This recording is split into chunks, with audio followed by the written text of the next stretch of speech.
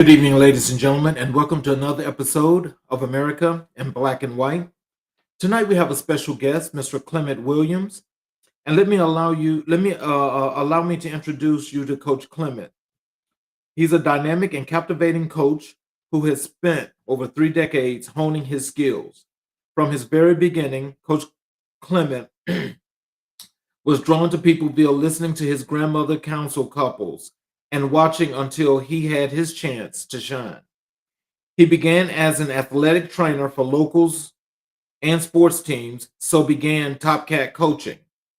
With his exceptional ability to truly listen to and understand the needs of his clients, Coach Clement quickly became known for his empathetic and compassionate approach. He went beyond the surface level of physical training, delving into the mindset and emotions of his clients to help them achieve their goals. Coach Clement's passion for motivating others led him to explore the realm of mindset and NLP coaching. Recognizing that success and fulfillment go hand in hand with a strong sense of self and positive mindset, he dedicated himself to helping individuals of all backgrounds unlock their full potential and find light frequencies. Philanthropy in his community is his pastime and enjoys teaching and mentoring our people in financial literacy, connection skills, presentation, and listening skills. Drawing on his extensive experience and knowledge, Coach Clement empowers his clients to overcome self limiting beliefs, cultivating resilience, and develop a mindset that fosters growth and success. His unique blend of motivational speaking and practicing guidance creates a transformative coaching experience that leaves a lasting impact. He praises his ancestors and would not be here without their tutelage. Ladies and gentlemen, I will introduce you, Mr. Clement Williams. Welcome to the show, sir. Thank you very much. Thank you, brother. I appreciate it. As we spoke the other night, it's always an honor to get an opportunity to share the love with our people and everybody that's out there, to be quite honest.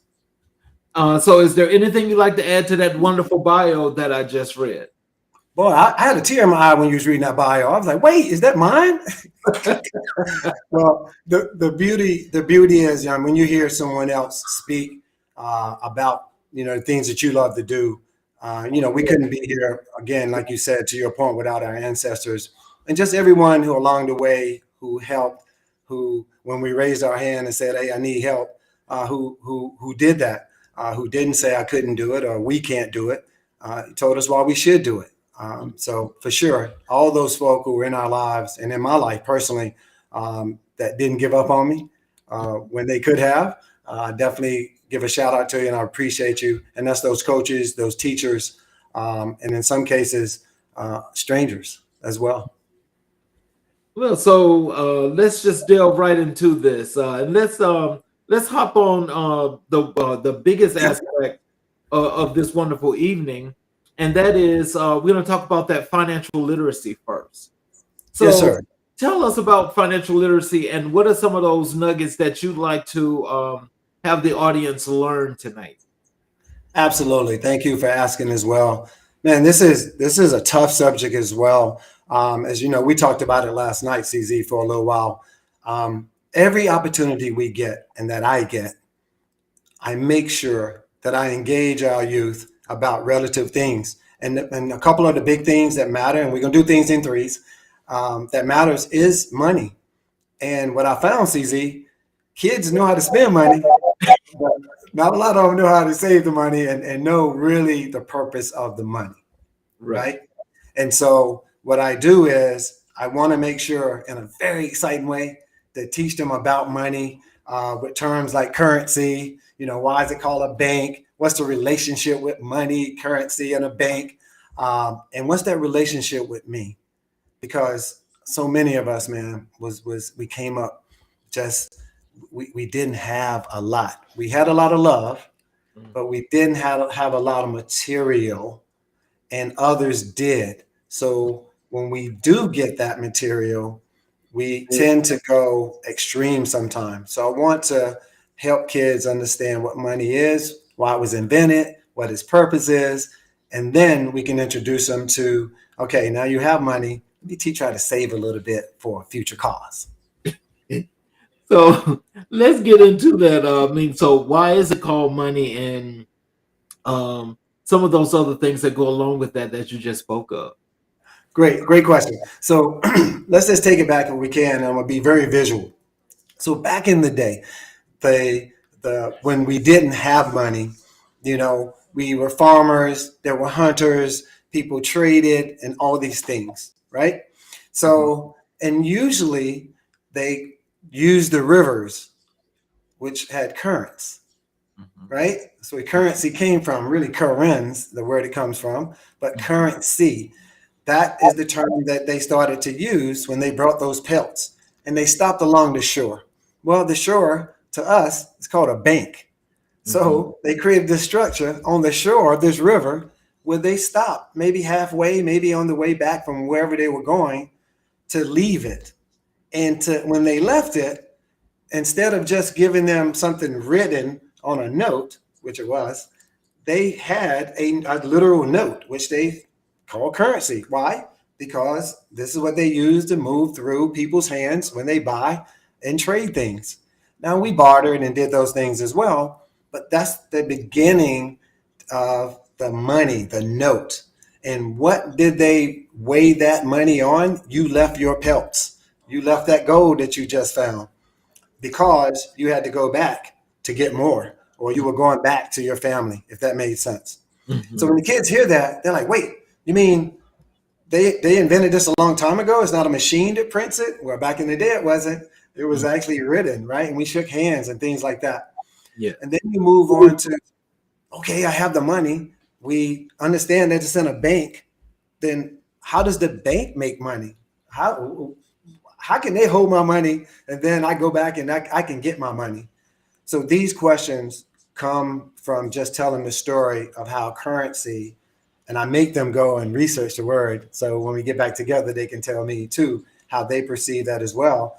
And then we get into, okay, what does money do? Why do we even need money? Not just to buy things, but don't things cost money as well? So we'll Yes. teach them about that, right? So things have a value, right? And Mhm. then my son always says this, Dad, I went to the store, I had $1, the thing cost $1, I couldn't buy it. What happened? Well, then there's a tax. Well, when you leave your money at that bank, they have to charge you something for leaving the money there. And if Mhm. they use it enough, they'll pay you a tax as well. And that Mhm. gets their brain spinning, and they start looking at that dollar or that 50 cent. Because, some of us are raised in scarcity, so we don't have a lot. But if we can teach them how to take that 50 cent and maybe save 10 cent for 2, 3 weeks, 4 weeks, 5 weeks. Now I got 50 cent again. And all I did was save a dime from the 50 cent allowance I was getting. Yeah. So Yeah. So how did you first become interested in financial literacy and mentorship? yes, the mentorship came first. So my grandmother, and I'm sure all our grandmothers are like this. We call her Big Mama.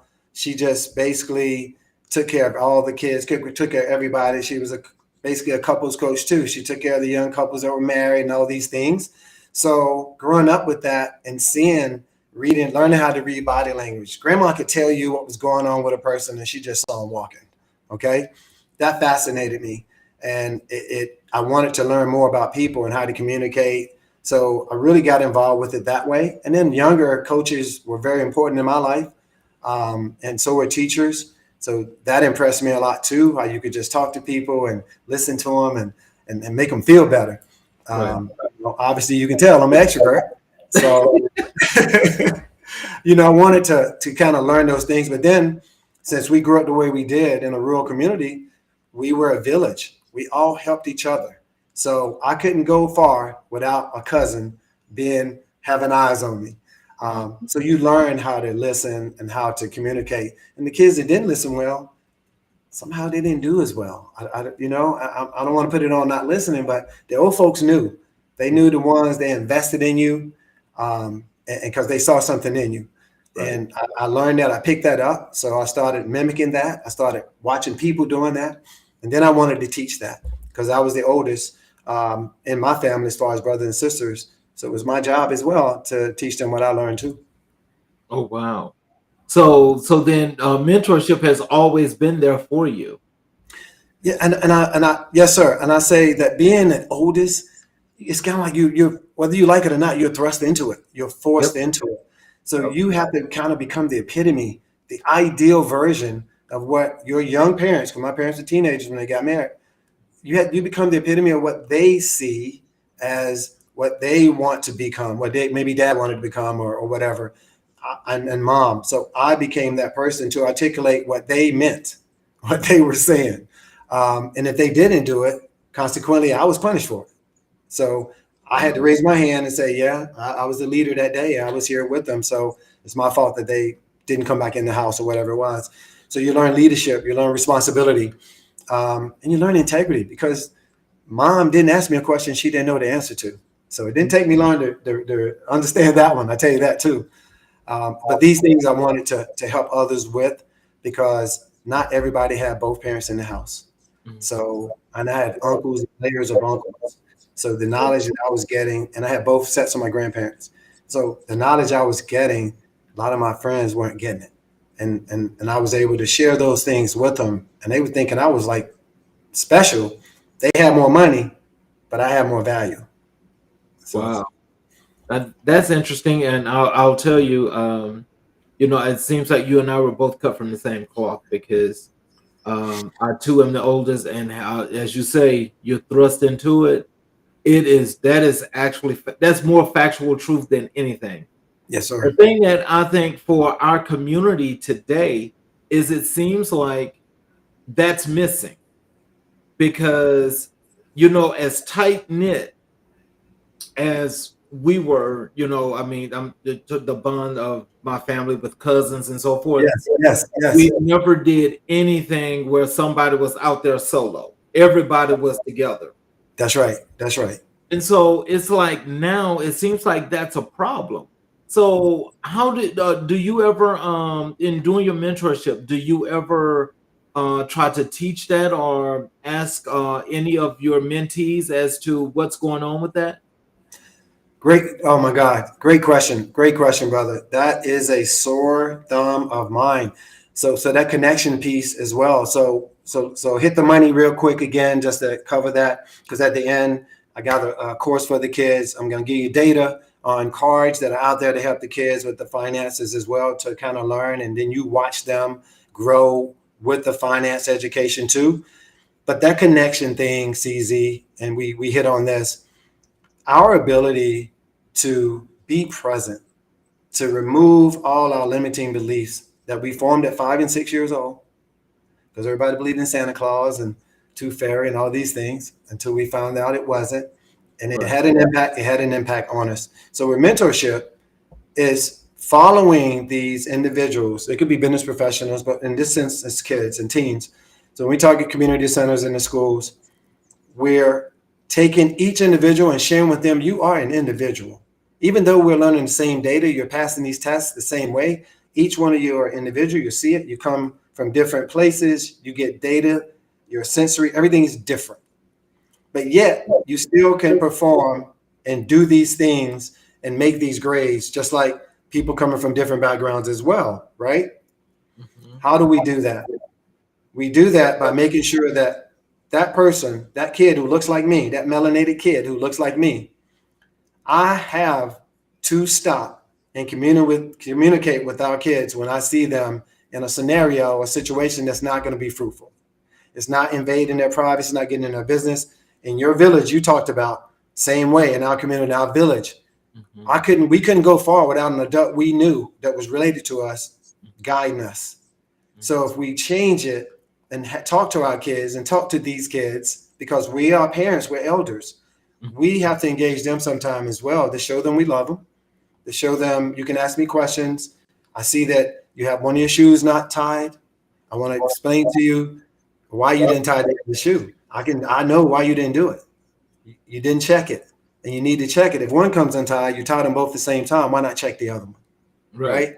So it's simple to you and me, but to them, they may not have heard it because their parents may be in a scenario where it is scarcity. They are working all the time.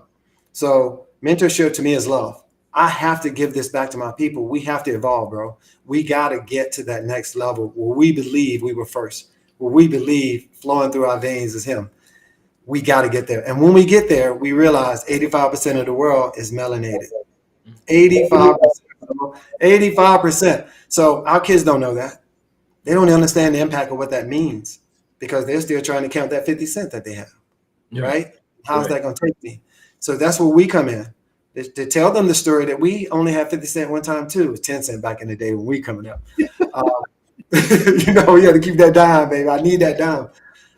It's very important for us to share these stories with young ones, and they don't have to be, and I take this back, all melanated kids are our kids. That's what a village is. A village is looking at kids as kids, looking at parents, leaders, elders, that we are responsible for making sure they learn how they're going to integrate into this village, meaning their family. How are you going to integrate into your pod, going back to the finance. So now I got my kid at a certain age. I'm going to integrate him into the pod, into the family. He's going to do chores, but I'm going to pay him for him now. I'm not going to pay him all because I'm going to tax it because I want to teach him about taxes. Then I'm going to give it back to him at the end of the year because I got to give you a little bit of it back because there are some things that you did that were great and I got to pay you for those back.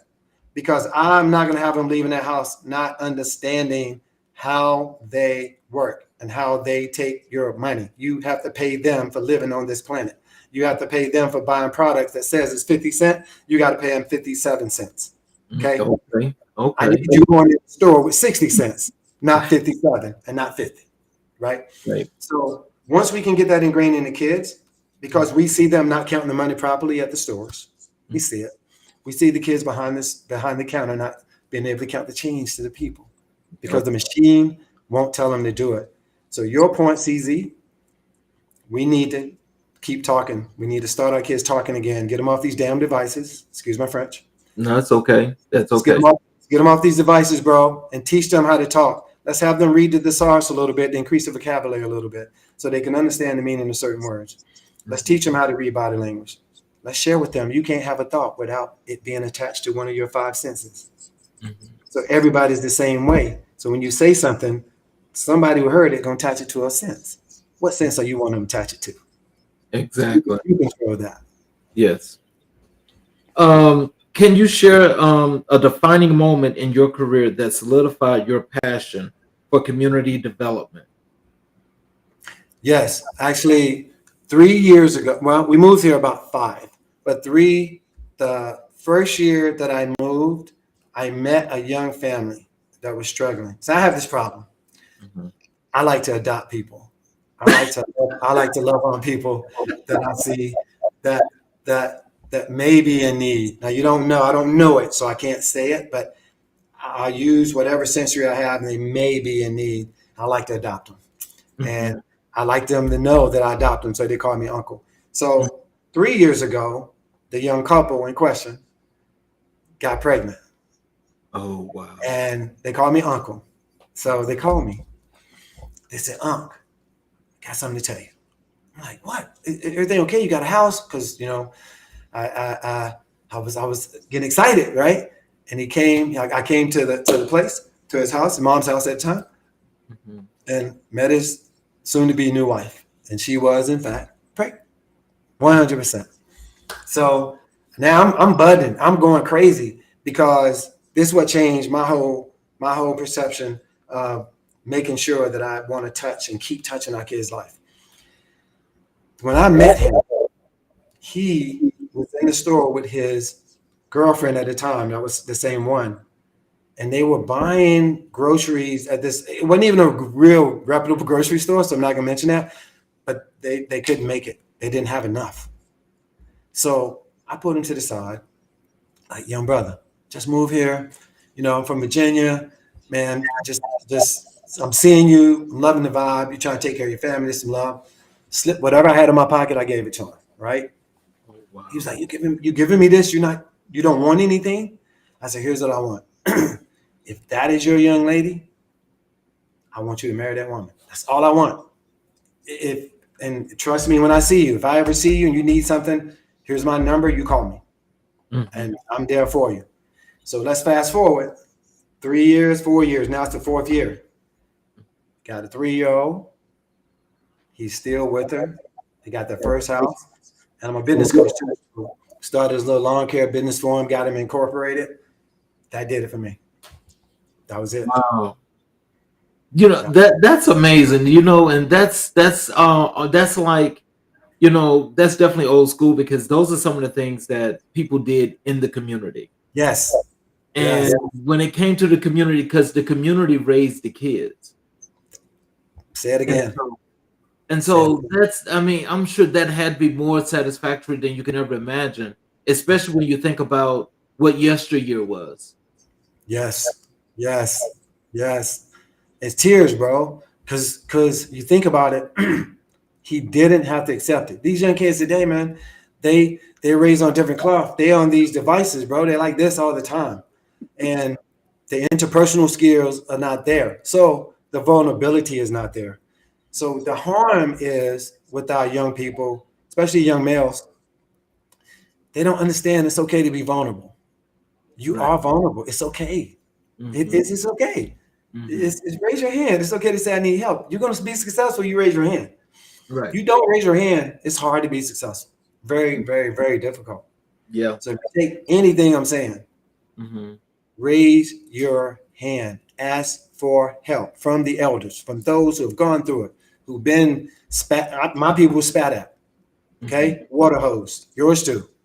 We knew that. You won't have to know that. Okay, they're just gonna burn books for you. They're just gonna burn your books and not teach you history. So that's our job, right?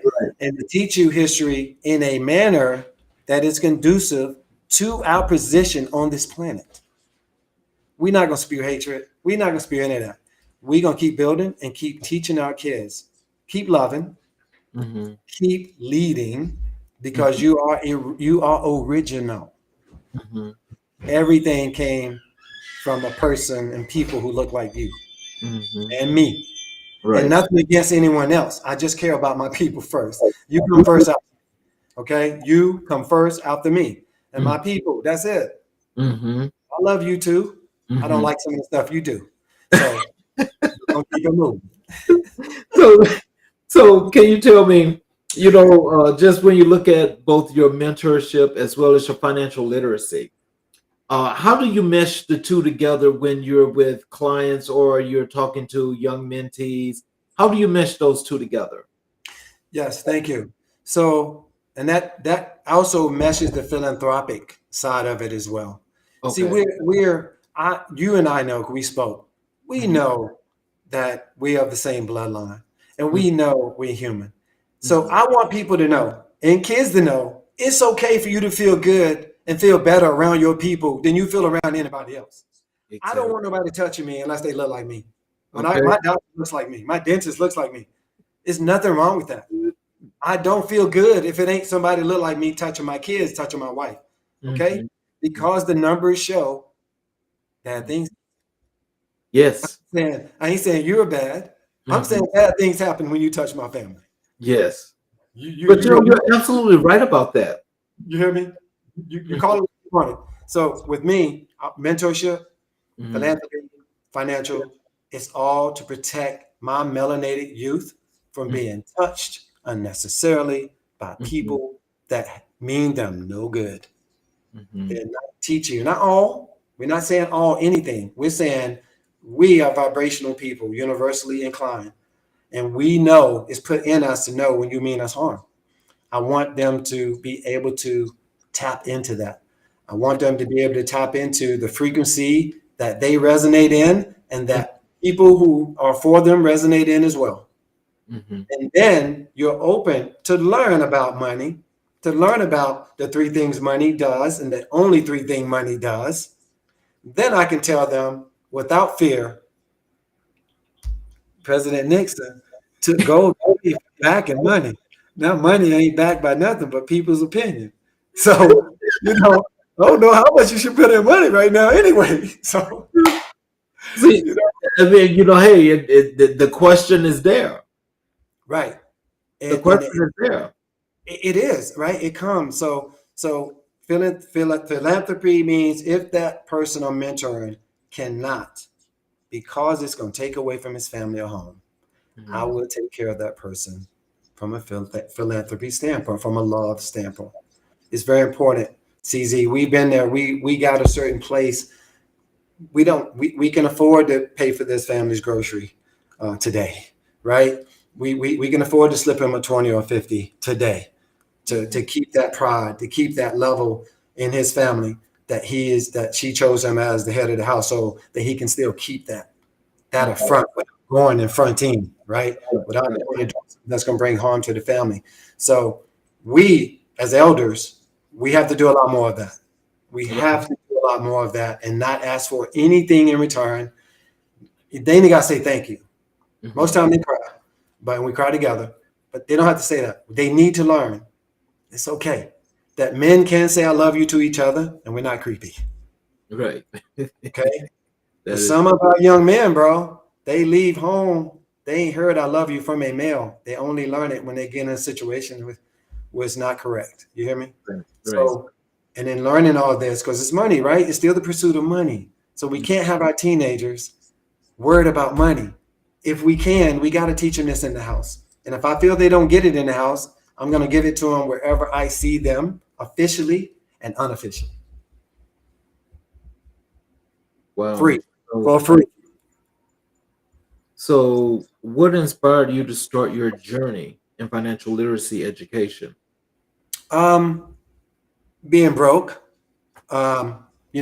literally being broke, having that time in your life where you have done because you were raised in scarcity. So when you got money, I overdid it. Instead of having one pair of sneakers, I needed 10. Instead of having one nice shirt, I needed 10. Okay? Because I didn't want to wash clothes. I wanted to keep up with not the Joneses, because I didn't know no damn Joneses, right? I want to keep up with the Griffins. Okay? Just being real. Sorry, bro. I'm just you know. So I that's get. that's it. So when you drink enough water sandwiches, Mm. that's when you drink enough water when your stomach extends past your belt line. Usually you full then, you can go to sleep. You might wet the bed, but you can at least go to sleep on a full belly. Mhm.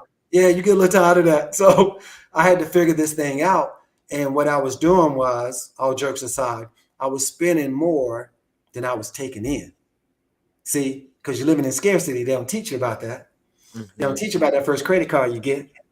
You think it's free money, right? To Mhm. that interest, which happens every day, by the way, if you don't pay it in 28 days, it Mhm. happens every day. So now that $10 you borrowed, next time your bill comes, it's 17, $18. You're like, wait, what?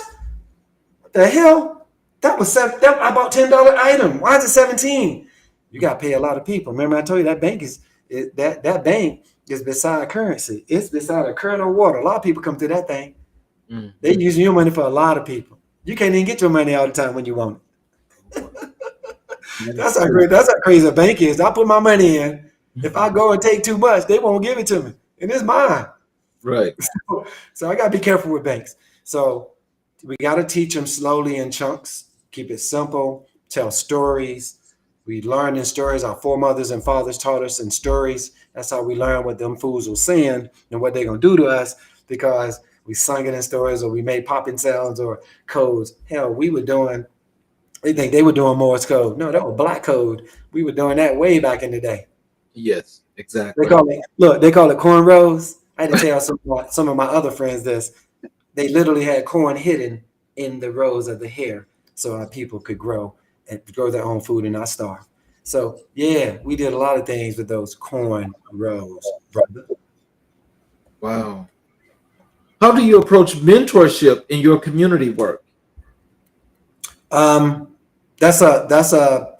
It's kind of like I think I mentioned it a little bit, but let's expand on it. So it goes with the philanthropy work, right? So I'm at a place now where, and I'm sure you are too, the money is just, it happens because we're doing what we love. It's not a need thing anymore, right? Mhm. So what I need now is to answer the call, right? I need to answer the call. and the universe is calling me to help our people. And I've been doing this since I'm a teenager, really, for real, since a teenager. Mhm. As I had brothers and sisters, and I had to do babysitting. We had to do everything, in our culture like that. You did it all, right? So I couldn't wait for my hand-me-downs from my uncle. They were a little big, but still, I couldn't wait for them. And that's just my history. I don't want my kids, and I call every kid I meet my kid. I don't want my kids to replicate that. I don't want them to duplicate water sandwiches. I want them to know that there's adults that look like me, that look like you, that can show you a way to make it based on the way you want to make it, not based on the way he wants you to make it. So we start with love yourself first. You come first after me.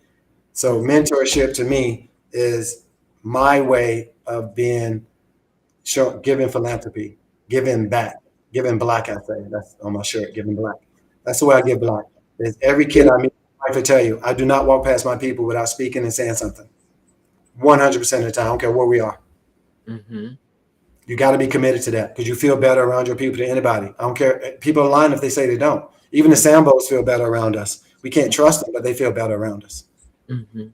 So in your community, like just in general, when you're just let's say if you're not working and so forth, Mhm. um, how do you get out into your community to continue to just meet with people, to know people, learn people, and do the gathering of making the culture itself, or shall I say, the village, that much larger? How do you do that?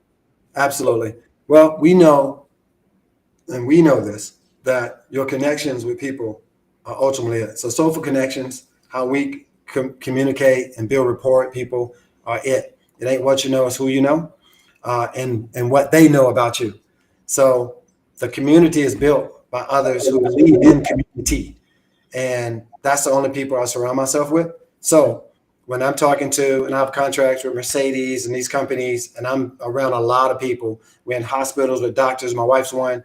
And so we are training a lot of folk to speak to us. And what I mean by that is people want everything to kind of be their idea, right? Right. So if I'm out, let's say at the park, we're out at the park or went to the gym.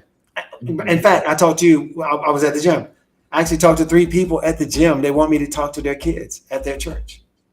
Mm. So you cannot be shy about being black. You cannot be shy about being original. You cannot be shy about saying Jesus is black. Right. So, nor can you be shy about saying, I can help you with your financial literacy. I can even help you with starting your business.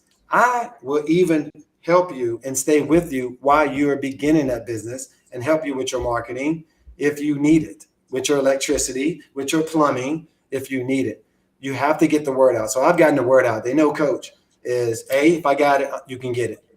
B, if you need me to pick up a hammer or paintbrush to come out here and talk to you while I'm trying to give you this financial literacy, I'm trying to give you this connection theory, this NLP, help you reframe your thoughts, then I'm there too. So you have to pay the cost, CZ. You got to raise your hand and say, I want to help you, but I need to help you on your terms. Where are you eating lunch today? Where can I send some Johnny Johns just to come talk to you? So in some cases, if they're reluctant, I buy them because I buy them lunch. Um, if they're not, I'll follow and watch where they go to lunch, and I'll go and sit with them or sit by them, bump into them, and then I give them my little 30-second elevator speech. And then Mhm. they invite me to wherever it is. And this is real talk. This is how I do it. I met 2 people in Vegas that are from Columbus that I'm going to meet with. You just have to talk about what you're doing and how you're trying to help. You'll be surprised how many people want to help too. Wow. Um, what are some common misconceptions people have about financial literacy? People believe, my biggest thing is people believe that credit cards and banks are good. They don't use them as resources. They use them as an end all. Mhm. So what I mean by that is if you can think back to your first credit card and you had $1,000 balance, $1,000 limit, right? And you're like, wow, $1,000, man, I can't wait to see what I'm going to do with $1,000. So the non-education from the parents, it's not their fault. Let's just say that right now because they didn't get it, right? This is generational that you have financial illiteracy. I think is more important. So that's generational. It's very important for us to raise our hands, even in church. So I attack churches personally. I'm just no, please don't get mad at me, guys. I love churches. I'm not against churches, but I attack them personally because you have my people's ear the majority of the time in a controlled setting. So why not that you don't? I know you do. I need that to be at the forefront. I need that to be at the forefront. Now, don't just take my money. Teach me how to utilize money so that I can get to that next level. Because if I get this credit card thing wrong as a young adult or as an adult, it's going to take me my whole life to get out of it because you've been taught to pay the minimum. You haven't been taught the 28-day or 30-day cycle of a credit card. Exactly. So that's the biggest misconception. People don't understand the cycle of a loan, cycle of a bank, and don't know what interest is. They don't know what compound interest is. They don't know what simple interest is. Simple interest is if I pay it off, I don't have to pay anymore. Compound is if I got a 2-year term and I pay it off in a year, I'm still going to be obligated to pay that interest for that next 12 months too. So I don't want compound loans because they should be illegal now, but I don't want those. So that's the thing, CZ, is really once we get their ear, there's so many different layers to it. And based on what situation they're in. I won't speak to a person who's affluent, as far as got money, parents have money, that kind of thing. I won't speak to them that same way. Well, just as you say that, there's just something I just want to just delve into another part of that. And that is, I know when you started out and you preferenced your statement that, you don't want people in the church to think that, you don't love churches because you do. Now, my personal opinion is, and I know that, again, I don't want people to think the wrong way. Right. You have to say that, right? Those places have not done their job since 1980. They have not done their job. Facts. They even got tithing wrong. They even got that definition wrong. They use it as they accept money as a tithe. That's not what it is. Right. And so it got our people confused. It really has our people confused. And so I feel like and thanks for bringing that up. Thank you. And I think you said you were. we have to do a better job in our churches. We do. If we're going to go there, we got to do a better job to help with this literacy for our kids, at least, because we expect to get the truth there. Mm-hmm. That's your safe place. And if you're not getting the truth, what exactly are you getting? Ooh, no, ask the question. What the hell are you getting? What the hell are you getting if I'm not getting the truth in the place where you told me I can go and be safe and get the truth? Exactly. So, so now they've become mega businesses, and I think that's the thing that's the one thing that really rubbed me the wrong way, because now it's all about the money, and if you ain't got some money to give to me, then you're not welcome. And that's not what supposed quote unquote their Bible says. That's right. This is what the person that's in charge of the incorporation says that. Who has no stake in the game, no dog in the fight at all. In fact, that person may not have any type of enlightenment at all. They're just a business person, probably. Right. You know what I mean? Yes. And yes, I feel that pain too. My sister-in-law was over, and I just mentioned, we were just talking about this. Where else do you have to go and learn something, a book, your whole life? Right. If I got to go, I'm just, my grandmother, 97, bro, 97. 97. I'm like, if I got to go anywhere, I didn't think I could be married 50 years. I'm just being real. If I got to spend 50 years learning something, bro, it ain't for me to learn it. Something ain't right. Exactly. Right? So you're right. It's a business. It became a business. And I think that it gets missed sometimes in our community. I don't know what's happening in Those other are communities. In our community, Mhm. it is like putting, okay, here's what is, we got to put this out there.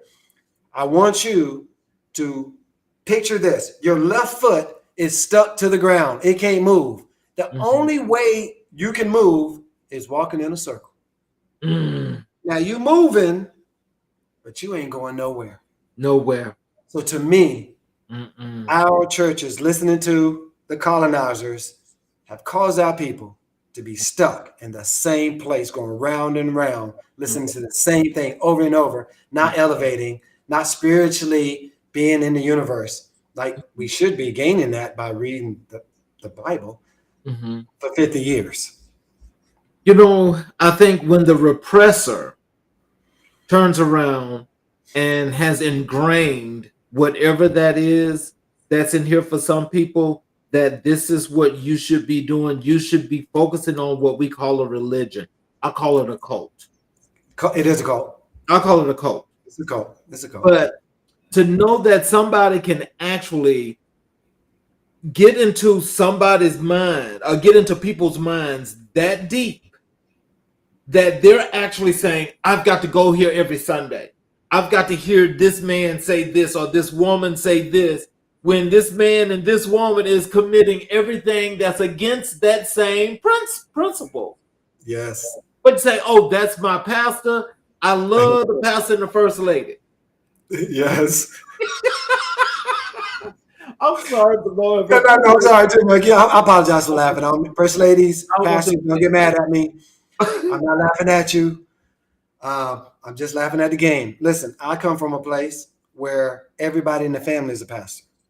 8 kids, all I'm pastors. Now, I know God could have called. He may could have called them all. I don't know. Just it's very hard, bro. It's very hard. It's just very hard, right? And so to be elevated, I just got to look at the result of the parishioners going to a certain establishment, because that's what it is. Mm-hmm. What are they gaining? What value are you getting from that? I can tell you how much money you're spending, and I can tell you the community is not getting it. Okay. And I can tell you, if tithing wasn't about money, why, and ask your pastor that, why your pastor is asking you for money? Mm-hmm. And why are they keeping 90% of it and not 10% like they promised and giving the other 90 to, the people who need it?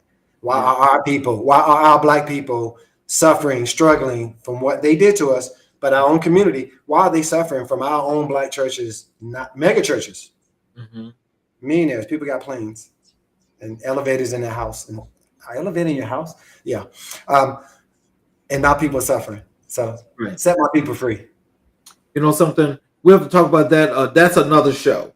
Yes, because sir. I mean that right there is deeply ingrained in the slave mentality that totally takes everything from a person that says, you got to come here and I need to get this money every Sunday, and this is what you're throwing out. Yes, you can't come back to my church unless you tithe. You got to tithe. You got to tithe. You can't come to my church. You can't listen to the word of God, which he said was free. Right. And not to be done, not to be told in a structure. But you can't come back here unless you tithe. But just moving away from that kind of stuff, because that's got a little heated. But I just want to tell you that I think it seems like for the things you're doing in the community with the philanthropy, and where you're including this this financial literacy, and also doing the mentorship, that is all about building communities. Yes. And that's the thing that people should be looking at. Yes, sir. That's the purpose. And again, let me just say this kind of fast, because that's the purpose of this show. That's the purpose of this platform. And that is to actually build communities and not tear them down. Absolutely. But I'm trying to, the thing that I need to get to, and that I'm probably gonna, I don't know, I guess I'll say I just need some help with, is understanding why is it that people say that when you tell them the truth, that the truth is a lie, but the lie is the truth. If I lie to you, you love it, you suck it up. If I tell you the truth, I'm wrong. How is Right. that? So, in my opinion, and thank you for asking that, and I do receive it. So, in this logic, so a snake normally wants to hang around other snakes. Mm-hmm. And if it's a snake that maybe not like him or her, he might eat it, right? Because it doesn't look like him or her. Right. Short, people want to like people and be like them. Most people lie. Mm-hmm. If you don't show that you lie too, Mm-hmm.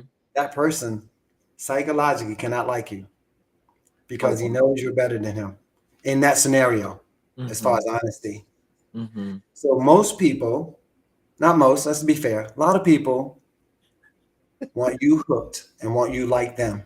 This is why when you go with people, you go out somewhere, my Mm-hmm. mom tell you, go by yourself, don't go with nobody. You do something bad, you better do it by yourself because they're going to tell on you. That is true. They always say, I want you to come with me. I want you in here with me. You understand? Mm-hmm. Because people want people to be like them. That's why they do it, bro. That's the only reason they do it. They are trying to get you down to their vibration. Mm-hmm. And now they got something over your head. Now they can control you. Totally can control you. So the world is mediocre. And I'll say it this way. The world, well, colonists made people believe it's okay to be mediocre when we're kings and queens, we're scientists, we built universities, we did it all. Right. We were not mediocre. We And can't still be are not. mediocre. It's Right. impossible for us to be mediocre. Everything we do, we shine. Exactly. You know what I mean? Exactly. So when they try to pull that stuff, they're pulling you for mediocrity. That's why the people, that's why they keep us in one place. They try to keep you in one place. They let Mm-hmm. one make it so you can see, okay, he's just a little light, he got a little chance, but one, right? He got just one, just one.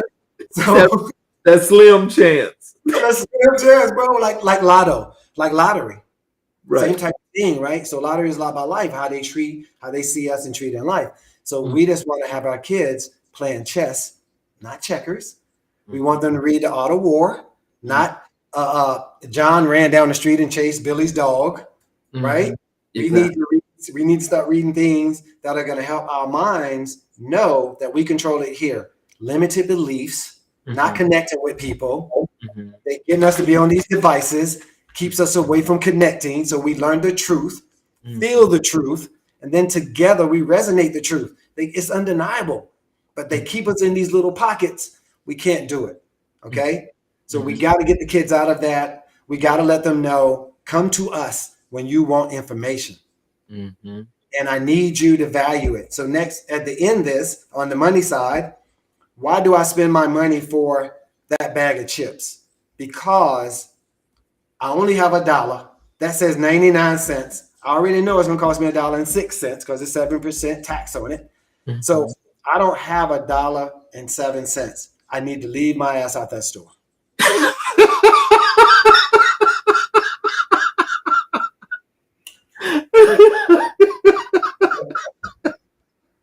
Just go ahead and turn around, okay? Right. Because you ain't got enough money. Right.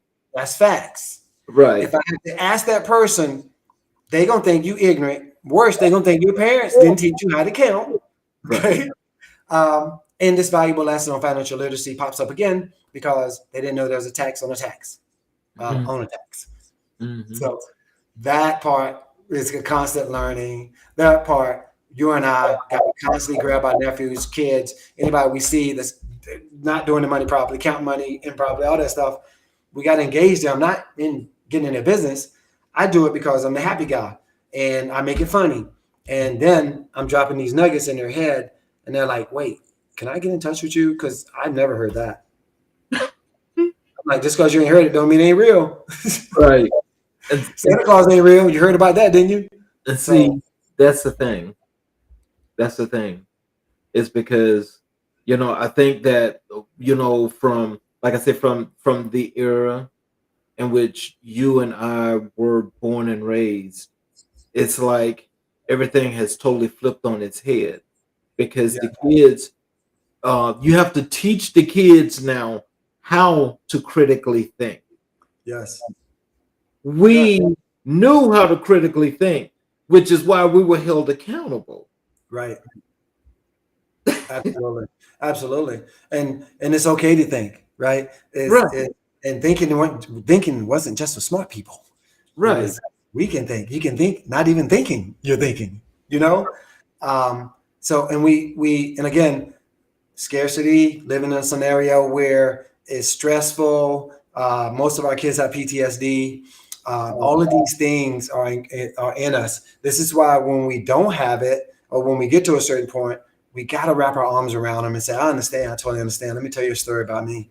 I drank water sandwiches," and they bust out laughing. Water sandwich? You can't do a water sandwich, because I want them to know I was just like you. But what I did not do was stop.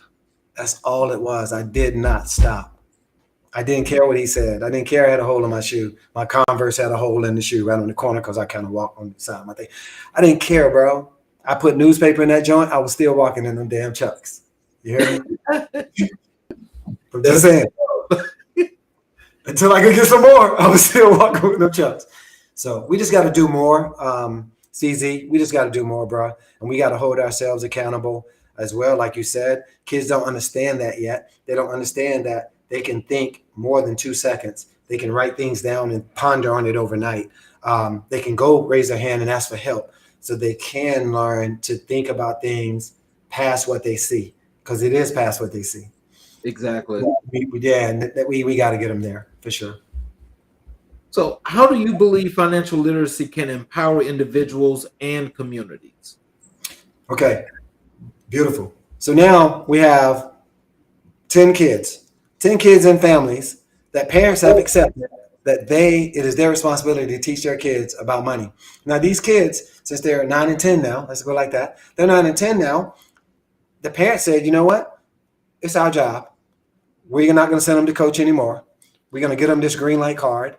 We're going to get them this FAM Zoo card, which allows us to attach this to our checking account, which is going to allow our kids to monitor their money, monitor their spending. It's going to allow me to monitor it too. And I can send them advice while they're doing it. And it's going to track it so I can create and learn their patterns. Once I have these patterns, now I can teach my kid about financial awareness. Buddy, you're going down a slippery slope. You are a person that can't be in a store with money. Exactly. You will buy everything you see. Money is a lot like liquor. It don't get old. It will not spoil. You ain't got to drink it all. You ain't got to spend it all. Mm-hmm. So I'm going to help you. From now on, when I pay you your allowance of $5 a week, I'm going to hold $1. Mm-hmm. I'm going to give you this dollar in 6 months after it accumulates. So, but I'm only going to give it to you if you can tell me how many dollars you're going to have in 6 months. Oh, wow. If I hold $1 from you from the 10th, right? Right. So now I'm teaching them the third lesson in money is saving it so you can get what you want. We're going to make it so you use money to get what you need. Mm-hmm. But you got to save money to get what you want. Mm-hmm. And so if I can get that lesson to them, that three-step lesson for money is a value on money. So because it's a value, right? $5, let's say. Then you go and buy something. Money is for putting a value on what you're going to buy. Right. Right? Right. So it's $5. You got to pay that, right? Mm-hmm. Then you ain't got enough money, though, because it's $5.35 because it's 7% tax on that. Mm-hmm. So now you got to save some money. So the most important one, now I got to save this money to put it away. Mm-hmm. So, right? So, because I got to pay the tax on stuff if I'm going to use all my $5. Exactly. Or I could get something a little less than 7% less than that. And then, you see, that's critical thinking. That's them thinking outside the box saying, wait, hold up. Why do I got to get some at $5? Ma'am, could you take it off and make it $4.93? Bam! You graduated, buddy. You graduated. Right. So this is where we need them. We need them there. We don't need them. We don't need to hold their hands all the way. We need to teach them how to fish, as it says. And in doing that, now we create a community of like-minded little kids. They talking, going down the street now. How much you got? How much you got? You know what? Let me borrow a dime. Well, okay, you're going to give me 11 cents tomorrow. If you don't give it to me tomorrow, you're going to give me 12 cents on the next day. This boy talking about interest. He charging this fool interest. We just told him about the, oh my goodness. On the dime. On the dime. You hear me? They're talking about their allowance. They're talking about, Mom, don't even give me $5. I don't need but $2. Keep the $3 to save that for me. And she said, you know what? You're right, because we're taking a trip this year, and your portion of the ticket is $22. If I did this, I'm gonna have $44, so you'll still have $22 to spend when we go on vacation as well. What? Yes, I want that. Let's go. So now we're teaching them to plan, to also save, and they're talking to each other in the community about how much they're saving, how much they're spending, how much they're not spending, how I figured out how to pay the taxes. You got a whole vibe now. Everybody is doing this, and they're literate as hell. They can count their money now just by looking at them. I'm sorry, ma'am, that ain't the right change. But you didn't look at it. No, I saw you count it. Mm-hmm. You know what I mean? So that's powerful, because now these people understand credit. Mm-hmm. These people understand borrowing. These young kids won't have to go to a stranger and borrow money. You know why? Because their little group, their little team, their little tribe, their little pod is going to loan it to them. Yep. They're going to loan them that down. They're going to loan them that quarter. Yep. You know what I mean? And they're going to get older. Now they're becoming grown like us. Right. Guess who they trusted when they were ready to start their bank, or when they started this business? They don't trust them people they grew up with talking about money, learning about money. Exactly. Respecting money. Yep. So that's how you do it. It's a grassroots thing, and it just snowballs, because when they see how much money is saved, when they understand why they charging them taxes, when they understand that when I loan somebody money, if I ain't got it to give and you tell them to pay you back, they're gonna give you a tax on it. They got to pay you some interest. You don't loan money for free. You give money for free. You don't loan money for free, bro. Exactly. Right. Can you share a success story from your mentorship program that stands out to you? Yes. Okay. So I have. I can probably. He did a review. I can send you a review, but he did a review. So this young man, he was literally pushing his car with his wife and his son down the street in front of the gas station. And I happened to be I have an electric car, so I didn't need gas, but I happened to stop because I'm invested in this gas station, right? Electric car, but it's in the gas station. I know it's crazy. No one was helping this brother, and it was a brother, and he's on a busy street. And I'm like, wait, this is Morse Road. It's 1, 2, 3, 6 lane in some areas, but and pretty fast. So he's coming to the store. So immediately I'm going to help him, because I'm like, he's struggling at this point. Now, this brother has a mental issue that he could have literally passed out around the street. I didn't know that at the time, but I know that if he's going to make this turn, he's not going to be able to push this car by himself. So I run out there, help him. He get his breath. We got everything safe. His wife, his kid is safe. He said, I've been pushing this car for a mile. No one helped me. I'm like, bro, you've been on Morse Road for a mile? And I know where that is. It's really busy. He's pushing his car, bro. And he's in tears now, because I'm like, bro, I could not stop unless I got there to help you, bro, because I saw your kid and your wife. They got to see us help each other and love each other. So I gave him a hug. We hugged. He said, man, I felt your spirit. He said, can you tell me what you do? I said, well, I help people in need, man. If I'm an OG. If young people need something, I help couples. I just try to rock with them, make sure y'all communicating better so you can raise your kids.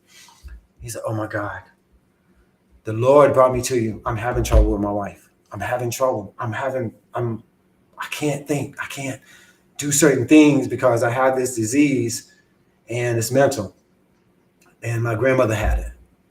I'm like, and I told him what it was. I said, bro, it's something else bothering you. Tell me what it is. He's like, he said, I'm afraid she doesn't love me. She don't feel like I take care of her. I'm like, wow. Now I'm touched. I'm done. I'm like, whoa. I said, man, this is hard. I said, we need to talk. I need to help you. I couldn't let him go. So went to do what I did, came back, saw a message. He texted me, so I called him. So for 3 days straight, I coached him. So talking, getting it done. And long story short, 2 days, 3 days after that, called me because I had to go away. I came back because he didn't have time. He didn't have time for it. He didn't have time for the kids. He felt this way, that way. I had him do love letters. Tell the kid, tell each one how you felt, tell her how you feel, tell her what you want to do, tell them what your fear is, tell them what you're afraid of right now. So he did all that. Bro, they are so strong right now. He's made the he's made the boundaries. He changed his diet because I told him go live. I need you to get your vibration right. We need to get off this dead food because it has no frequency. You need to eat live food. Get off of this dead stuff. Get your kids on this live stuff. Got him on it. And now this brother is thriving. His family is thriving. He just moved his oldest son into the house. He's 19. He had moved out. He repaired his relationship with his dad. So that's why I do it. Wow. You know, that's truly inspirational. And I really hate to hear, and I can just imagine, and just seeing something like that, that has to touch anybody. And I know that, it's kind of like two sides to a coin because, people are so afraid of other people, Yes. that it's like, do I or don't I? Right. And so this is the point where I guess what we're all going to have to start learning to do is that a person that's in need is a person that's in need. Yes. And, just a chance is always a chance. But if you feel comfortable with folk that look like you, there's nothing that should actually make you just afraid of actually going out to help them. Absolutely. That's it. I mean, and what it does, and you can be selfish, right? You can be selfish with this because it enriches you. It feels so good. You're giving back universally like he told us to give, right? It is impossible for you to walk past someone look like you and not feel a certain way. It is. Some people don't speak to each other, and we know who they are. Yep. We don't do that. We can't do it. We are obligated. Yep. It is in us, predestined in us to be that way. And I just saw Black leaders say, "Thank you, Coach. Thank you, G Mood." But in us is strong, right? I know we joke around and all of this stuff, but for real, the power is in us and us telling our stories and us helping each other and us hugging each other, feeling each other. That's the power in us. That's what they can't touch us with that. No, they can't. That's that God blood. That's that God gene that we have. We call it. You know what I mean? As you said before, that real kindred king spirit. Yes, it really is. And not being braggadocious, not being any of that. This is for us. Some things are for us, CZ, and some things are for other people, right? So we know when we speak to us, and we know how we look at each other, and even our shakes, even the shakes that we do, the hugs that we do, that's special. No one can duplicate and emulate that. Exactly. So, what challenges have you faced in promoting financial literacy in underprivileged communities? Just that. Sometimes we can get distracted because we are using our eyes to see the disdain that they're in or the displacement. And instead of really looking at them as a piece of clay. So what I mean by that is instead of going, you walk into a house, the thing we do usually, we make a determination if that house is clean or not. And if that house is not clean, we think the person is not clean. Okay. So I'm sorry, it just really is.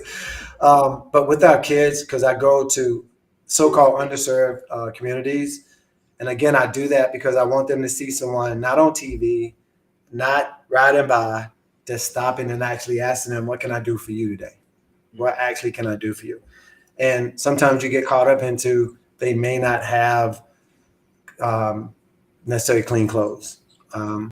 They may not have brushed their teeth because the situation they're in, eating is more important, right?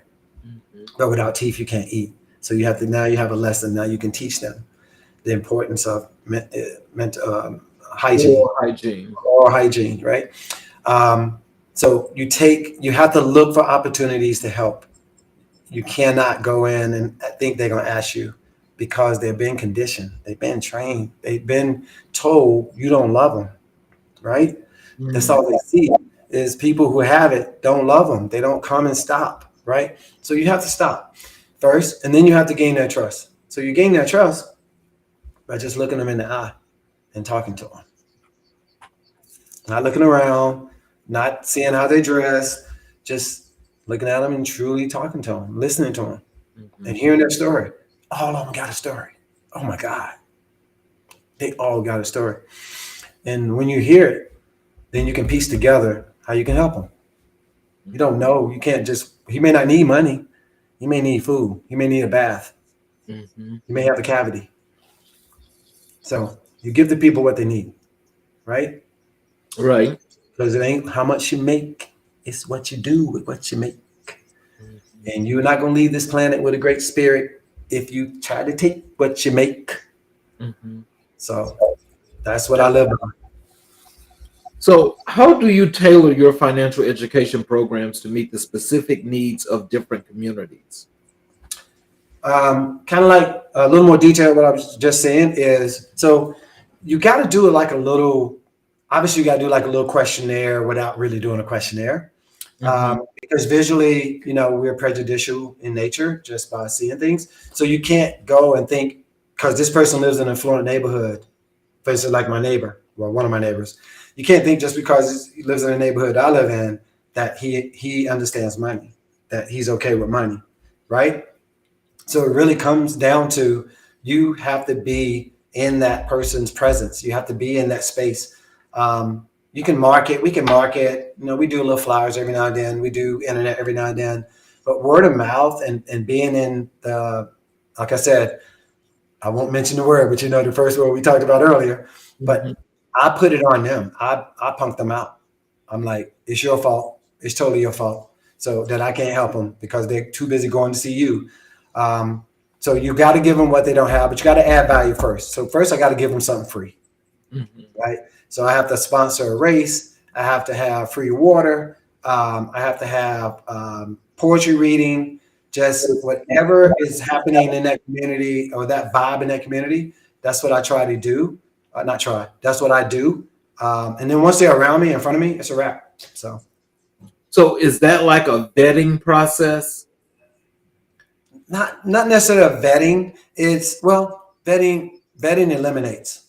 We don't eliminate. We don't want to eliminate anyone. There are different levels to the game. So maybe we're putting them in that box that we need them in so that we can help them get into the next box. So yeah, vetting. I guess you could say vetting to see what level, to see my intensity. Do Which I box you're going to put them in?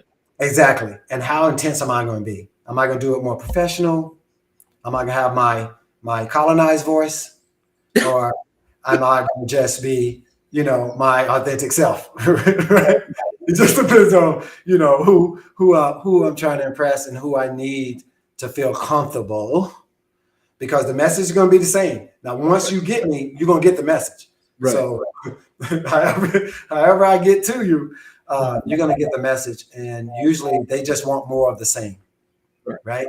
It's just getting there. The hard part, like you said, how do you do it? Is I'm non conventional. My daughter is a crazy influencer, and she teaches me all the time stuff.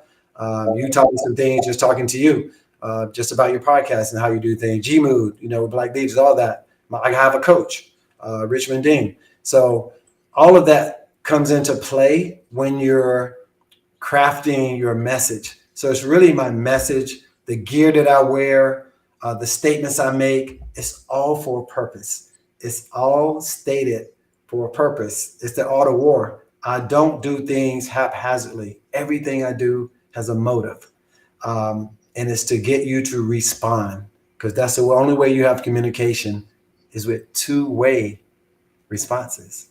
Exactly. In what ways do you think mentorship can help bridge the wealth gap in society? Oh my goodness. That is the only way we're going to do it until reparations happen and we get everything back. Is we have to have folk like us who have a plan and system in place that allows us to frequent that level of monetary exposure as much as we want, right? But with that comes a responsibility too. Who have you gotten there as well? Okay. Mm. You not gonna win and keep this if you think it's just for you. You have to get somebody else. This is a sine wave. This is the way the universe goes. Mhm. It doesn't go like this. So you ain't going like that either.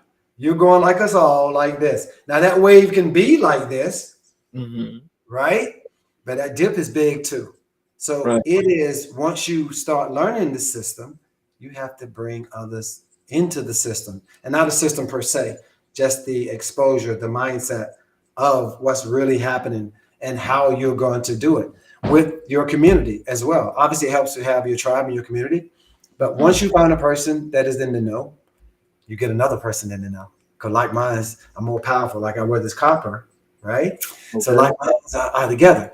Like you and I, right? We hit it off, right? When we first like reached out. I Yeah. mean, I rarely reach out to people and respond to people, right? Right. But it was just something about what your mission was, and I felt it, and that the vibration was cool, it was the same. I'm like, we're on the same vibration. That's my man.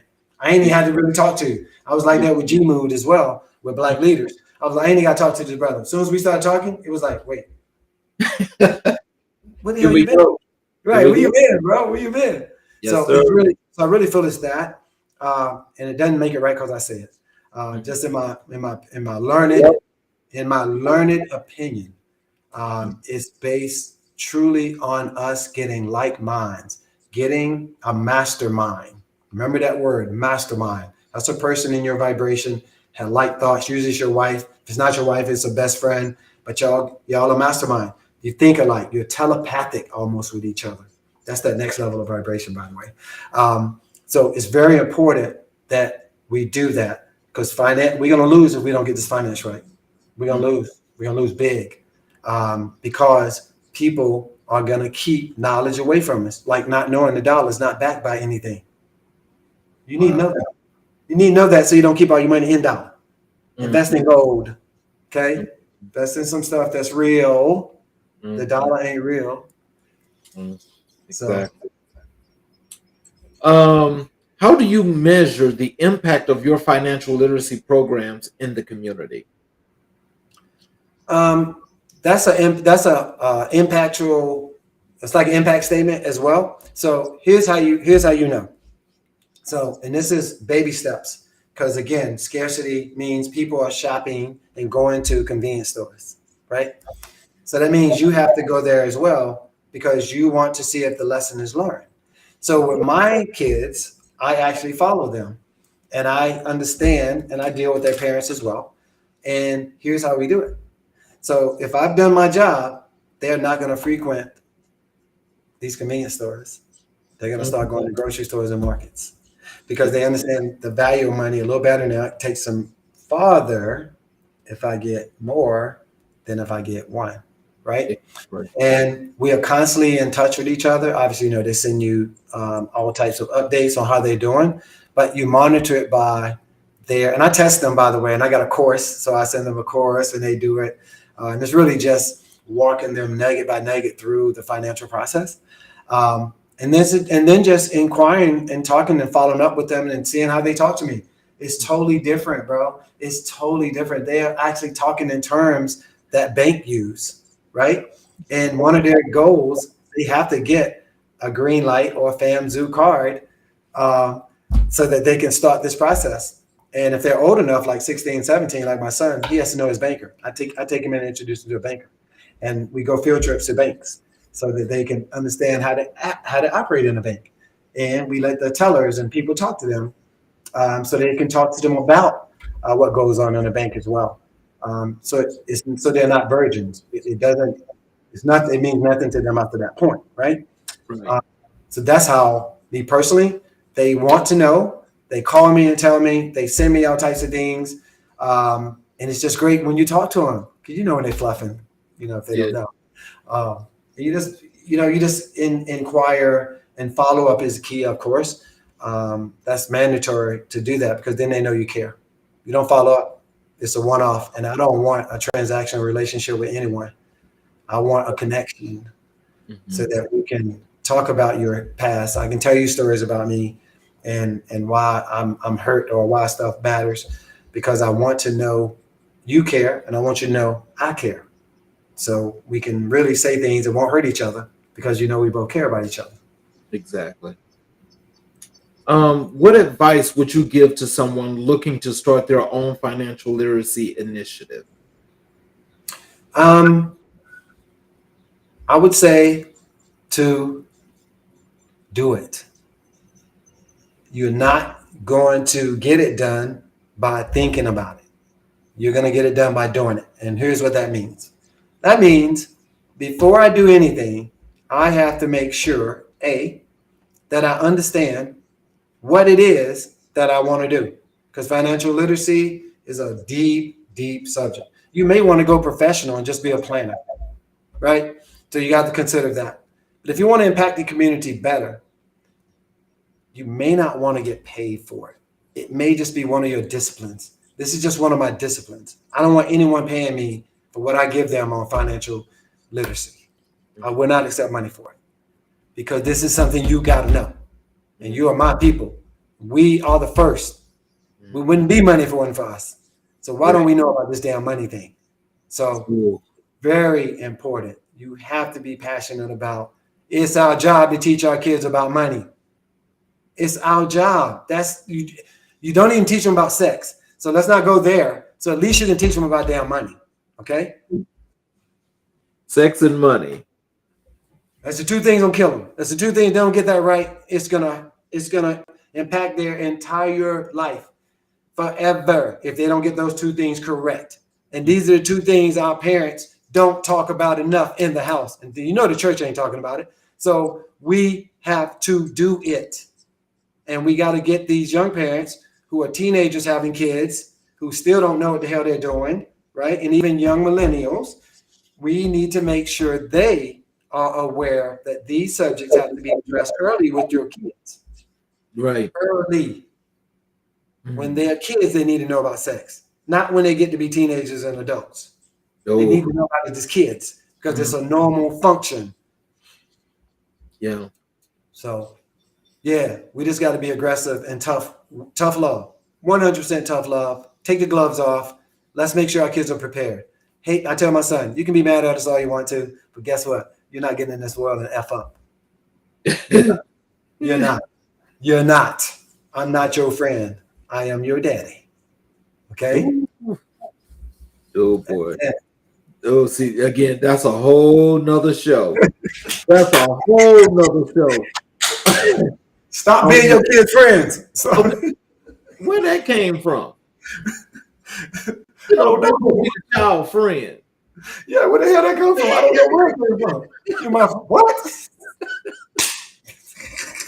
Boy, back in the day, talking about some calling your mama girl. Okay, you're gonna get slapped in the mouth.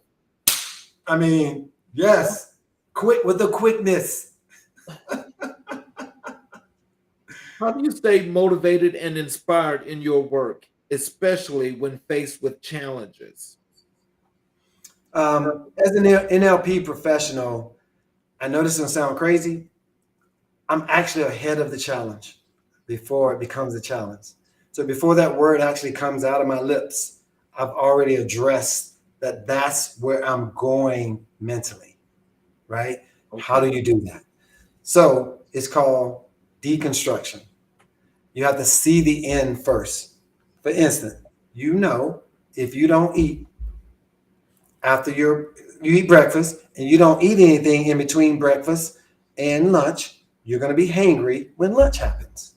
Mm-hmm. You already know this because your brain has already taught you need a snack in between breakfast and lunch. So if you miss it, you're putting me at a deficit. Your body is going to go into something and you're not going to like it because I'm not going to be able to control it, right? Mm-hmm. So what I do, you just have to set it up. I teach like I teach my kids. See the end. See the result of not doing whatever we're trying to do now. And tell me about it. And let's go back steps. Let's deconstruct it. So I deconstruct in my mind, if I don't get this done, if I don't get that link from CZ, I'm not going to be able to get on there in time and make sure my mic is working and make sure everything's correct. I got thing in my teeth. Make sure everything is cool, right? So I teach you how to go back, and you can do it because you mentioned it earlier, we put ourselves in boxes, Yep. especially men. We Yeah. put ourselves in little compartments. So all I need to do is help me understand what compartment it's in, and then I'll teach you how to activate it. Right. Right. That's it. That's how I do it. 100% of the time. And and then you said stay motivated. Let's just finish that. Now, on the motivation side, that's a choice. Okay. This is a choice. So I am a extrovert based on what certain people call it. No, I'm not. I got the God gene. So every time that sun touches me, it activates me. I am extremely happy. I'm telling you right now. It's almost like I hit some, you know what I mean? Some ooh-wee or something. I'm absolutely happy because I truly believe that the sun does activate my melanin. It does energize me, and we're batteries. So I truly believe that. And the foods that I eat too. So you ask, I eat live food. My family eats live food. That, because we're alive, comes from a live earth, and that keeps me up. So there are certain types of food that keep you up. The sugar, the sugar in the food, the fruits, and that naturally keeps you up. So I try to stay with the foods that naturally keep us up, CZ. I don't eat dead food. If I do, I don't eat a lot, right? Eat a little piece here and there. Let's be fair to all our audience. If you eat dead food, that's like meat. You just can't eat a lot of it because it's dead. It don't vibrate. There's no frequency coming from it, right? Food that comes out of the earth is alive. We know plants are alive. So even when you pull them out of the ground, they're still alive, right? Until they get limp and turn colors, they're still living. So when you eat it, it's still alive. That therefore it can fuel you because you're alive. Right. And depending on chemically how it is, it can either bring you down or push you up.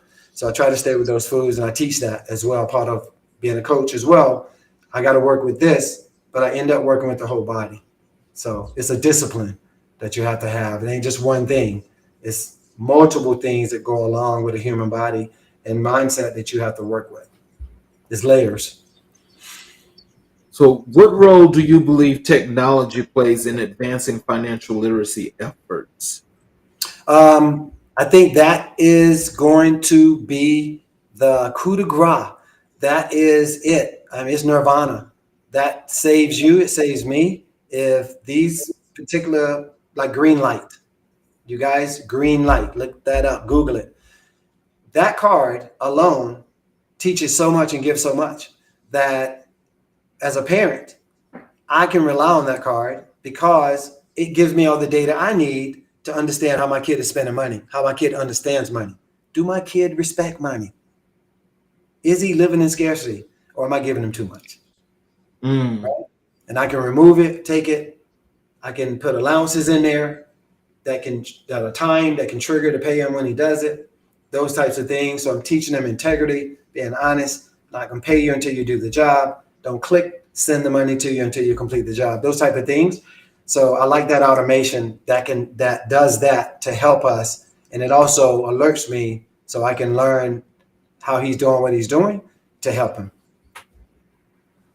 How do you incorporate cultural sensitivity and inclusivity in your mentorship program? First and foremost, I'm here for the melanated people of the world. So let me just put that out there, and it's on my website. So that lets you know right now, every human has melanin, by the way. That's the trick right there. But the 85% I'm talking about is the one that that can be activated by the sun. So those are my people. And I have no shame in that. But consequently, 60, 70% of my people don't look like me that I coach in the same breath. Okay. Now I want you to wrap your hands around that a little bit. So, and we talked about this a little bit. So my ultimate goal, and this is why I offer many challenges. Thank you, Richmond. So I offer many challenges so that I can give my people something free. I want to give you something free. I want to fix something for you for free. So you can see that I am, and it's not about me, but that I am about helping you.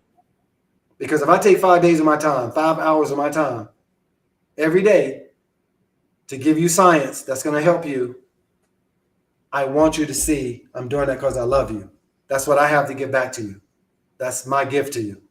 Mm. And most clients, they say, I want more of the same. So they'll sign up for more of the same. Oh, wow. I got to say that you are truly inspirational. Thank you. And I hope that you never lose that. Thank you, brother. Can you share a lesson you have learned through your work in financial literacy and mentorship? Yes, I can. So, and this is just being real. We got to like give the truth, right? So before I was comfortable with my knowledge on the literacy side, so in 1988, I'm gonna try to go back and get that. I got my first American Express card. Okay. Now, I don't know if y'all know this. Black folks didn't have American Express cards back in the day like that. I mean, it was few. It was few. It was just, you didn't even know you could get a damn American Express card. And here I am, 21 years old. And I got my first, was I 21? Yeah, close. Got my first American Express card.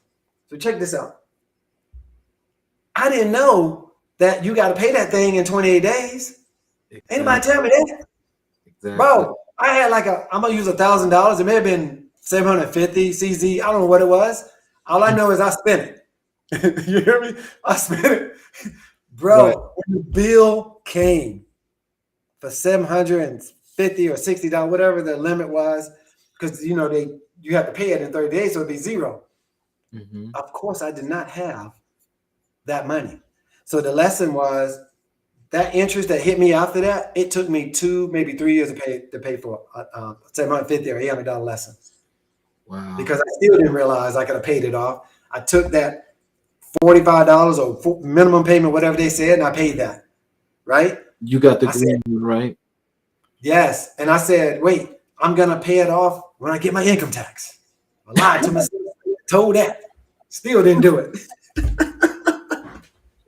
3 income tax later, I finally said, I'm never going to pay this daggone $1,000 off unless I do it. So I humility, I borrowed the money. It was about 2000 by then. I borrowed the money and paid it off and just paid back the credit union. Yep, never forget it. Langley Federal Credit Union loaned me the money. So thank you, Langley, in Virginia. Yep. Hampton, Virginia. There you go. You know it. Yes, sir. How do You you? know exactly where it was, too. Yes, exactly. I couldn't stand being in line in that place, man. God knows it was the craziest building. So, Mhm. How do you engage with local businesses and organizations to support your community initiatives? the good news is we now Columbus. I got to give credit to Justice City on that. Now it could be the most conservative state in the world, but the businesses definitely rally around supporting good causes. So anytime I go, whether it's Mercedes Benz, whether it's Kroger, Meyer, who else does a good job with us? Really, all of them. You go there and you have the right story. Okay, I'm gonna say that. You can't go there with no BS. If you have the right story and you're, because Caesar, people going, they ain't prepared, bro. Yes. You go in there with the right pitch, with the right mission, and truly look them in the eye. I say this a lot. Please look people in the eye. Let them see your soul. Let them see you're telling them authentically. You are here to help kids and help people understand money so they can come spend it in your store. Mhm. You don't want them coming here without money stealing from your store. Mhm. So my job is to help them understand how far their money can take them and then come in and make sure they can pay your taxes as well. Mhm. Okay? So please help me help this school or help this community center or help this Y because they're underserved community there. There's people look like me, right? And we buy more than most people who don't look like me in the world. So could you please help us with, and this a wrap. They're like, oh my God, sure, absolutely. Why didn't you ask before? I'm like, because we weren't at that stage yet. Now we're at that stage, and this is a great thing. And your name will go on our paperwork when we sponsor this race or when we do this cookout or whatever it is. So we got to do the things that they do.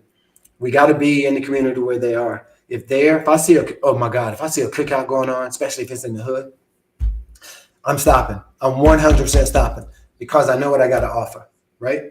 And I know what I'm going to leave them.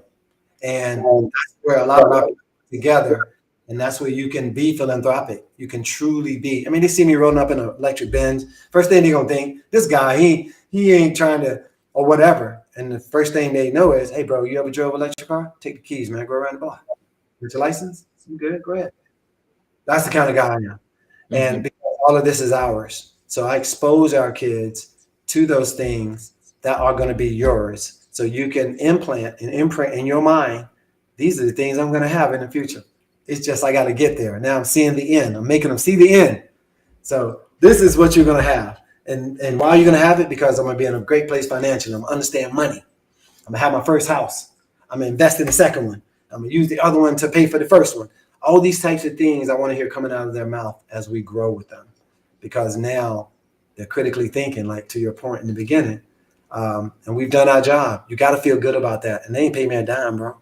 They ain't give me a dime. Universally, they did. In the universe, they did. Because they went and told 10 other people, I love Coach. He's uncle. He takes care of me. He doesn't judge me. He didn't care that my clothes weren't clean, that I didn't have deodorant. Let's go get some deodorant, man. Let's get whatever you need. Make sure you're good. You know what I mean? Yes. I try to operate like that. What are your future goals and aspirations for your work in financial literacy and mentorship? Right now, we're working on generational wealth, health, and security. So just keeping the trust active for the kids and their generations past us, because you can't own Earth. You can't own the land. You can't own Earth. You can only utilize it and use it. That's what she wants us to do. So you can take care of it. And as far as the financial side, we want to make sure by having the trust, having these land, having these places where our kids and their kids can go if they're in plight, if they're in flight, if they have situations where they may have lost a career opportunity or something, they need a place to stay or need a place to go. So we have to have landing spots for our people. So I want to make sure that what I'm leaving, what we built and what I'm leaving is there for them.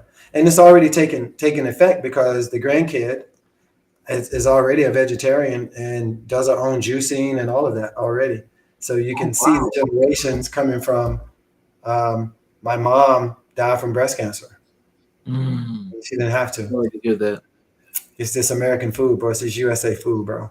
So she didn't have to do that. So we swore we're not going to lose any more people from the ills of eating the wrong food, eat like our foremothers and fathers did for the most part. So we went back to that. And so 25, 30 years now, 3 generations, I can see the fruit of our endeavor. And that's out of our legacy now. So now our kids can evolve to be that, have that God gene like they have, and keep evolving and see what we come up with. Keep that light. Yes, sir. How do you envision the future of financial education and mentorship evolving in the coming years? We're going to be digital. So everything's going to be digital. I envision us having a chip, a nano type chip implanted on us, where it's attached to whatever digital monies was crypto. I feel like crypto is finally ready to bust out. Because when the government start putting their hands on it, it's ready to bust out. So really, it's going to be digital, 100% digital. We need to get rid of paper money anyway. That's where you can have a lot of trafficking, drugs, and all these kind of things.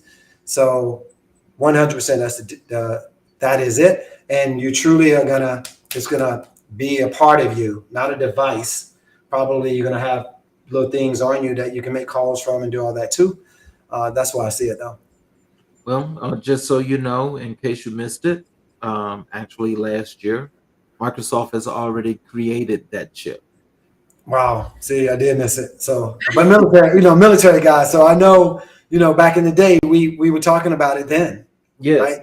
The Jetsons. Yes. Okay? Or Wakanda for real. So, right. Yeah. What advice, the final question. Okay. What advice do you have for individuals who want to make a positive impact in their communities through financial literacy and mentorship? First of all, you have to get your ish together. Okay. So you should set a goal. So number one, set a goal, because people are visual and things are relative. So set a Right. goal for a certain credit score, first of all, because that matters, right? In this little divide, this digital divide, all that stuff, this matters. So before you can talk about something, you have to prove you can do something, and you have done something, and you maintain that, right? Right. So if I'm gonna talk about financial literacy, like we talked about last night, you you have to have a score that's indicative of a person who knows about finances.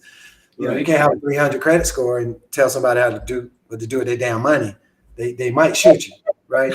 So we need to have you have, you know, just you need to, I'm just saying, CZ, just a little bit, right? So we need to understand that if I'm gonna talk about this, and I want to make sure my game is right and that I totally understand it, done my research, my homework, and then I want to not keep knowledge to myself because it ain't knowledge if you keep it to yourself. So I need to give it to people. I need to get out and spread it so that I can help. And that means if I tell one person that didn't know something about interest, some person about loans, or some person about how to start a bank account and how to get a credit card and start credit, all you ask them to do is pass it to another person. Could you just take this knowledge I gave you? Could you please give it to someone else? That's all I'm asking. And it gets passed on like Wi-Fi, right? Because people want to be in the know. So make it a game. Got to make it like, man, you got to hear this. Did you know so and so and so and so and so and so? When you whisper, people think it's important. Mm-hmm. They want to get in. Like, what the hell are you talking about? Yeah. So I whisper when I'm telling something I really want them to know. I talk real low. I start whispering. Right. And they get in. Then they go tell it because they think they're supposed to tell it. Right. So in closing, what would you like to leave our audience with, as well as if you want to leave contact information that they should, for the things that they want to learn from you, how to get in touch with you. Yes, sir. Thank you. So first of all, I want to say thank you to all of you who chimed in, especially family, friends, coworkers, all of that, partners. Love my man CZ, what he's trying to do and what he's not trying to do, what he's doing and accomplishing. And I appreciate and respect the love of having me on, CZ. That's number one, right? Number two, you can just Google Coach Clement or Top Cat Coaching and Mentoring. My website, ask-topcat.com. And I'll send you whatever you need. If you need this course on financial literacy, I got it. For your teens, you need to know the cards we were talking about, got it. Whatever you need on that level, we got you. And I want you to know that we truly are here for you. My challenges are free. And I know you say there's nothing free. And honestly, it's not free because I'm going to win your money sign over when you come on that challenge. So if you want me to fix one thing free for you, because you don't trust me, and that's good. I don't want you to trust me yet. I want you to definitely respect what I'm saying, though. And you will do that if you become a part of my challenge. You'll be a top cat for life. Let's go. Yes, sir. That's what's up. I love that. And I want to thank you for blessing us with your presence, your time, your expertise, and the things that you're doing in your community as you're building. Because as you're doing that, I call that, again, another dot that's connected. And Yes. as these dots are connected, as they reach all over, it's going to get to the point that we're going to have this wonderful network that's going to be so widespread that everybody's going to be a part of the resource without having to go outside to get the Yes. wrong stuff that's going to bring folks into the wrong place. This is why people like you are so important, and I really do appreciate you for blessing us with your presence. And I hope that you do come back and give us a round two of this because I really enjoyed this. Absolutely, man. I enjoyed you too. And hey, you send it my way, CZ. You know I'm gonna make the call, baby. That's what's up. And I'd like to thank all of you out here that was watching as well. If you're watching on the YouTube channel, I want to ask you if you would please hit the subscribe button and the notifications button so that each and every show that we have, if you miss a show, you'll always know that it's there, that you can go to the YouTube channel and you will be able to watch it. You all have a great evening. And we will see you all tomorrow with our next show. Have a good evening.